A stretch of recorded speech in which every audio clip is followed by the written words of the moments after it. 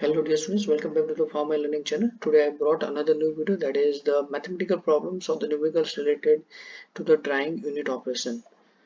Now into this video I will try to highlight the various things related with the drying process mathematically. Now before that, for the tutoring of the coaching need of any of the subject and any topic related to pharmaceutics or pharmaceutical technology, please feel free to contact on the email, that's a pharmalearning@gmail.com. Now the mathematical problems or the numericals related to the any of the unit operation, in this case drawing, it's very important. Basically, whatever the mathematical these problems of the numericals you find, basically in the drawing there are the five types of the numericals are there. The first type of numericals into which you have to determine the moisture content. So keep in mind the moisture content is the amount of the moisture which is present, okay, with any of the material. And as you know that in the case of drying operation, the initially and during the drying and after the drying, that's at the end of the drying, the moisture content is going to be vary. So that's why we'll have to determine the moisture content. When we go to determine the moisture content, yes, we'll have to take the dry solid as a base or the key substance or the tie substance. Okay, so this you can see in my another video, that is the related with the stoichiometry numericals, into which the details will be given about this the key or the tie substance. Now, what is the meaning of this one? Now, in this case, the important thing is that when we try to understand the weight is equal to dry plus the moisture. So, moisture, basically the term moisture is used for the term that is the water or the humidity. Generally, we are using the term humidity with respect to the moisture which is present in the air, but as well as talking about this particular triangle, we are using the word that is the moisture.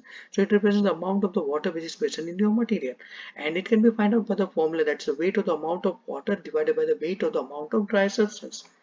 Okay, now what is the unit for that one? So many people are thinking that it's a weight, so you consider no, it is not unitless, but it is the unit is either the kilogram or the pound of water per kilogram or the pound of dry solid will be there. Okay, so now by this formula you can determine the moisture content, whether it will be the equilibrium moisture content or it will be the critical moisture content, or you want to find out the free moisture content, you can use this formula. Keep in mind this moisture content has a unit, it is not going to be unitless.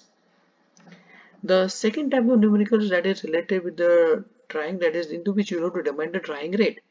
The drying rate means as we are going to determine the rate of the velocity, that's in the terms of physics, it is always going to be respective with the time. So it is again going to be the same thing will be there. So by this formula, the rate of drying is the weight of the amount of water which is going to be removed over the amount of time required to do that one.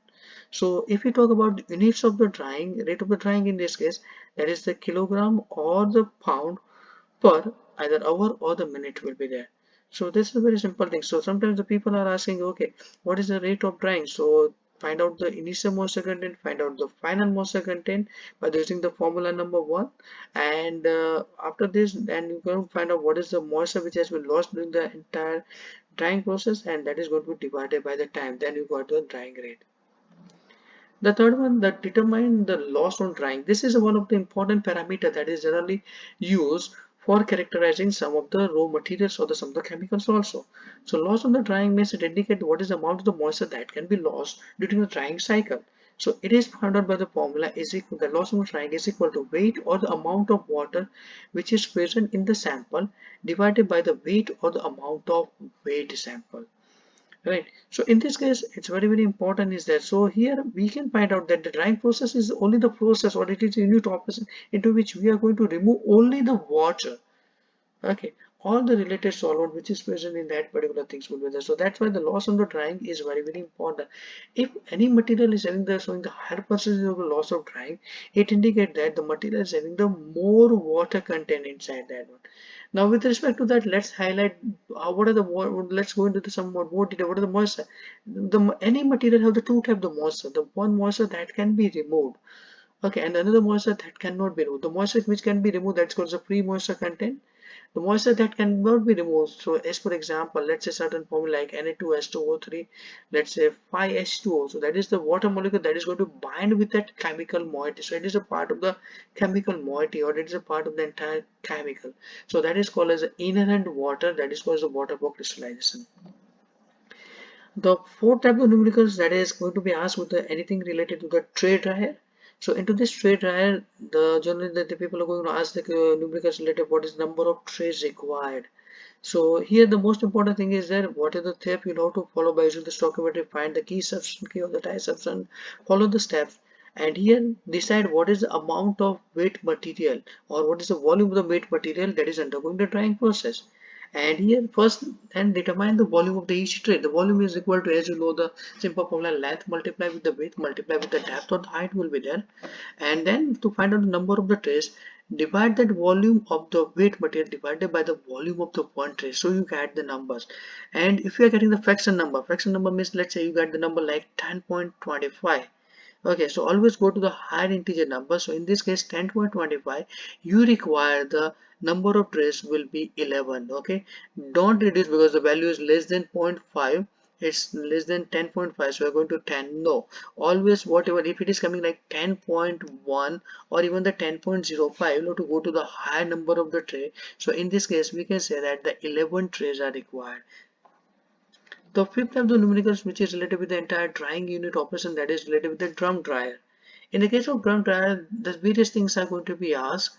What is the area required for the drying, or what is the rate of drying will be there. So here I just given the two couple of things that is very related with the drum dryer. So here the first important thing is that determine the surface area of the drum dryer. So surface area of the drum dryer, we can be determined by the formula that's called as 2 pi RL. The R is the radius of the drum, L is equal to length of the drum. And then in the case of drum dryer, if you want to find out the rate of drying, okay, in the another case we can use the previous formula for that finding the rate of drying, but in this case we are going to use the formula. The rate of drying is equal to heat transfer coefficient multiplied with the area multiplied with the temperature difference. Now the delta T implies the temperature difference, that indicates that, as for example, let's say the temperature difference between the steam temperature and the vaporizer temperature will be there.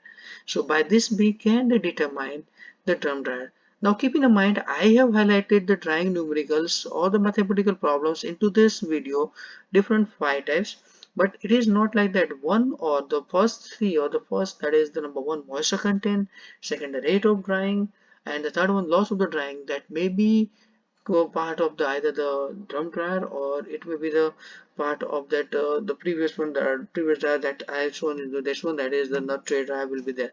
So depending upon that, you are supposed to use a particular formula for finding out the same thing.